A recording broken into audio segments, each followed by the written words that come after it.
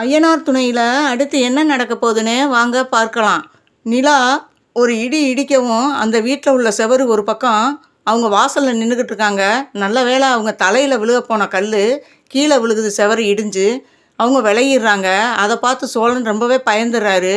நல்ல வேலைங்க, கொஞ்சம் தப்பிச்சிங்க, இல்லைன்னா உங்கள் மேலே அந்த கல் விழுந்திருக்கும். இது என்ன வீடா, என்னைக்கு படுத்து தூங்கையில் எல்லார் மேலேயும் விழுக போதோ, இன்னும் 2 இடி இடித்தா எல்லாரும் போய் சேர வேண்டியதான். நைட்டு தூங்கிக்கிட்டு இருக்கையில் அப்படி விழுந்துச்சுன்னா வீடே இடிஞ்சு விழுந்து நம்ம எல்லாரும் போயிடுவோம் அப்படின்னு சொல்கிறாரு. அதுக்கப்புறம் சேரன் வர்றாரு. என்னப்பா கல் மேலே விழுந்துருச்சா அப்படின்னு கேட்குறாரு. இல்லைண்ணா அதெல்லாம் இல்லை அப்படின்னு சொல்லிட்டு சேரனை பார்த்து நிலா கேட்குறாங்க. ஏன்னா அந்த வீடை இப்படி போட்டு வச்சுருக்கீங்க, நீங்கள் மேஸ்திரி தானே, இந்த வீடை ஏதாவது கொஞ்சம் சரி செய்யலாம்ல, ஒரு பெயிண்ட் பண்ணோம்னா அந்த வீடு பழைய காலத்து வீடாக இருந்தாலும் கொஞ்சம் ஸ்ட்ராங்காக இருக்கும்ல, ஏன் இப்படி போட்டு வச்சுருக்கீங்க அப்படின்னு சொல்லவும், இல்லைப்பா இது கேஸில் போய்கிட்டு இருக்கு, கேஸ் போட்டிருக்காங்க இந்த வீட்டு மேலே அப்படின்னவும், என்ன கேஸ் அப்படின்னவும், ஆமாம் எங்கள் அத்தையும் எங்கள் பெரியப்பாவும் கேஸ் போட்டிருக்காங்க, அவங்களுக்கும் இதில் பங்கு இருக்குது அப்படின்னு சொல்லவும், இந்த வீடு யார் பேரில் இருக்குதுன்னு கேட்குறாங்க. நடேசன் பேரில் தான் இருக்குது அப்படின்னவும், அப்போ உங்களுக்கு கேஸ் போடுறதுக்கே பவர் இல்லையே, நீங்கள் வக்கீலை பார்த்தீங்களா அப்படின்னு கேட்குறாங்க. இல்லைப்பா அதெல்லாம் நாங்கள் அதோடையே விட்டுட்டோம், நாங்கள் அதை பெருசாக எடுத்துக்கல அப்படிங்கிறாங்க. இப்படியா இருப்பீங்க, ஒன்றுக்கு 4 ஆம்பளைங்க இருந்து இப்படி இந்த வீடை வச்சுருக்கீங்களே அப்படின்னு சொல்லிட்டு நடேசனை கூப்பிட்டு கேட்குறாரு. பத்திரம் எங்கேயாவது வச்சுருக்கீங்களா அப்படின்னவும், இருக்குது ஆனால் தெரியலை அப்படின்னு சொல்லிட்டு, ஆமாம் அந்த பத்திரம் யார் பேரில் இருக்குது, எங்கள் அப்பா பேரில் தான் இருக்குது, ஆனால் எல்லாருக்கும் பிரித்து கொடுத்துட்டு என் பேரில் உயிரில் எழுதி வச்சுட்டு அவர் செத்து போயிட்டார் அப்படின்னு சொல்கிறாப்புல. அப்போ அந்த பத்திரத்தை எடுங்க அப்படின்னவும், இல்லை எங்கே இருக்குதுன்னு தெரியலை, தேடி பார்க்கணும்னு அசால்ட்டாக சொல்லிவிட்டு உள்ளே போயிடுறாரு. அப்போ சேரன், சோழன், பாண்டியன், பல்லவன் 4 பேர்த்திட்டையும் கேட்குறாங்க, பத்திரத்தை பற்றி உங்களுக்கு ஏதாவது தெரியுமா அப்படின்னு. அவங்களுக்கும் தெரியலைன்னு சொல்லிடுறாங்க. நிலா ஒரு முடிவு எடுக்கிறாங்க. இப்படி 5 ஆம்பளைங்க இருந்து இந்த வீடை இப்படி வச்சுருக்கீங்க, முதல்ல இந்த வீடை சரி பண்ணணும், எனக்கு ஆதார கார்டு கூட நான் அதுக்கப்புறம் ரெடி பண்ணிக்கிறேன் அப்படின்னு சொல்லிட்டு, இந்த வீடை ரெடி பண்ணுறது தான் ஃபஸ்ட்டு வேலை எனக்கு, இதுக்குள்ளே ஸ்டெப்பை நான் எடுக்க போகிறேன் அப்படிங்கிறாங்க.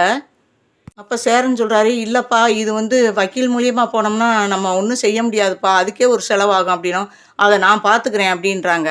இங்கே பாண்டியனை பார்க்க உங்கள் லவ்வர் வர்றாங்க. வந்ததும் என்னை எப்போ கல்யாணம் பண்ணி உங்கள் வீட்டுக்கு கூட்டிகிட்டு போகிற அப்படின்னு கேட்குறாங்க. உடனே பாண்டியன் கேட்குறாரு, என்னை அவ்வளோ உனக்கு பிடிக்குமா, எங்கள் வீட்டு ஆளுகளை உனக்கு பிடிக்குமான்னு கேட்குறாரு. ரொம்பவே பிடிக்கும் அப்படின்னு சொல்கிறாப்புல. அப்படின்னா இப்போதைக்கு நம்ம கல்யாணம் நடக்காது அப்படிங்கிறாப்புல. ஏன் அப்படின்னு சொல்லவும், எங்கள் அண்ணனுக்கு ஏற்கனவே பொண்ணு பார்த்துக்கிட்டு இருக்கோம், அவர் கல்யாணம் ஆனால் தான் நம்ம கல்யாணம் நடக்கும் அப்படிங்கிறாப்புல. இல்லைன்னா நீ என்ன என் அண்ணனை கல்யாணம் பண்ணிக்கிறியா அப்படின்னு கேட்குறாப்புல. உடனே கோவம் நீ எல்லாம் ஒரு மனுஷன் தானா, உன்னைய போய் நான் லவ் பண்ணேன் பாரு, எனக்கு இதுவும் வேணும் இதுக்கு மேலேயும் வேணும், உன்னைய நான் லவ் பண்ணிவிட்டு நீ உங்கள் அண்ணனை கல்யாணம் பண்ணிக்கிறேன், உனக்கு எப்படி கேட்க மனசு வந்துச்சுன்னு சொல்லிட்டு சத்தம் போட்டு போயிடுறாங்க. மறுநாள் வானதியை தேடி போகிறாரு. போயிட்டு, நான் சொன்னதுக்காக உன்னிட்ட மன்னிப்பு கேட்டுக்கிறேன், தயவுசெய்து நான் அப்படி சொல்லியிருக்கக்கூடாது, என்னை நீங்கள் தப்பாக எடுத்துக்கிறாதீங்க, இனிமேல் நான் ஏதோ அவசரப்பட்டு உங்கள்கிட்ட அந்த வார்த்தையை சொல்லிட்டேன், வானதி என்னை மன்னிச்சுக்கோங்க அப்படின்னு சொல்லிட்டு லவர்கிட்ட போய் மன்னிப்பு கேட்குறாங்க. உடனே அவங்க அப்பையும் கோவத்தில் தான் இருக்காங்க. நீங்கள் இப்படி ஒரு கேள்வி கேட்பீங்கன்னு நான் எதிர்பார்க்கலைங்க, சத்தியமாக. நீங்கள் அந்த கேள்வி கேட்டதுலேருந்து எனக்கு நிம்மதியாகவே தூங்க முடியலை, இப்படி எப்படி என்னையை பார்த்து கேட்கலாம் அப்படின்னு சொல்லிட்டு மறுபடியும் அந்த பேச்சை ஆரம்பிக்கிறாங்க. வானதிட்ட மறுபடியும் கேட்குறாரு, ப்ளீஸ் மன்னிச்சுக்கோங்கன்னு சொல்லிட்டேன், ஏதோ ஆர்வ கோளாறுல உங்கள்கிட்ட நான் அந்த மாதிரி பேசியிருக்கக்கூடாது, பேசிட்டேன், மன்னிச்சுக்கோங்க அப்படின்னு மறுபடியும் மன்னிப்பு கேட்குறாரு. சரின்னு எனக்கு கொஞ்சம் டைம் கொடுங்க, நான் நீங்கள் இப்படி கேட்டது எனக்கு இன்னுமே இது சரியாக படலை, அதனால் எனக்கு கோபம் தீர வரையும் இனிமேல் நான் உங்களை பார்க்க வர மாட்டேன், அதனால் இனிமேல் என்னை பார்க்க நீங்களும் வராதிங்க, எனக்கா எப்போ இதை உங்களை மன்னிக்கணும்னு தோணுதோ அப்போ நான் உங்களை பார்க்குறேன் அப்படின்னு சொல்லிட்டு அவங்க போயிடுறாங்க. வானதி கஸ்தூரி தங்கச்சி, ஒன்று விட்ட தங்கச்சி கஸ்தூரி வீட்டுக்கு வர்றாங்க. அவங்க நிச்சயதார்த்தத்துக்கு வரலை, அதனால் கல்யாணத்துக்கு 1 வாரத்துக்கு முன்னாடியே நம்ம போய் அவளுக்கு என்ன வேணுமோ அதை நம்ம பார்த்து செய்வோம் அப்படின்னு சொல்லிட்டு, நம்ம அக்காக்காரி வேற போகலேன்னு கோவமாக இருப்பா அப்படின்னு சொல்லிட்டு அவங்களையும் சமாதானப்படுத்திட்டு ஒரேதான் கல்யாணம் முடிஞ்சு போகலாம் அப்படின்னு சொல்லிட்டு கஸ்தூரி வீட்டுக்கு வர்றாங்க. கஸ்தூரி வீட்டுக்கு வந்ததும் தங்கச்சியை பார்த்துட்டு சொல்கிறாங்க, ஏன்டி நிச்சயதார்த்தத்துக்கு வரல அப்படின்னு கேட்குறாங்க.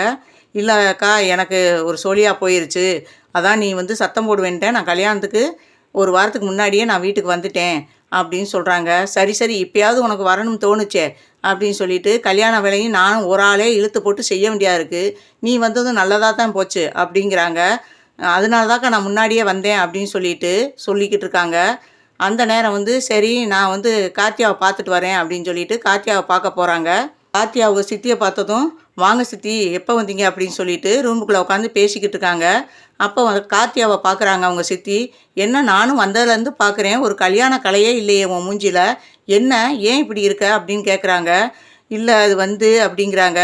சும்மா சொல்லு, ஏன் உனக்கு மனசுக்கு பிடிக்காத இடத்துல எங்கள் அக்கா கல்யாணம் பண்ணி வைக்கிறாளா அப்படின்னு கேட்குறாங்க. அதுக்கப்புறம் அவங்க சொல்கிறாங்க, சித்திட்ட எப்படியாவது உண்மையை சொல்லிடுவோம்மா, சித்திட்ட சொன்னால் ஏதாவது நம்மளுக்கு ஒரு வழி கிடைக்கும் அப்படின்னு சொல்லிட்டு சித்திட்ட உண்மையை சொல்கிறாங்க. எனக்கு இந்த கல்யாணத்தில் இஷ்டம் இல்லை சித்தி அப்படிங்கிறாங்க. என்னடி சொல்கிற அப்படின்னவும், ஆமாம் அப்படின்னு சொல்லிட்டு நடந்ததெல்லாம் சொல்கிறாங்க.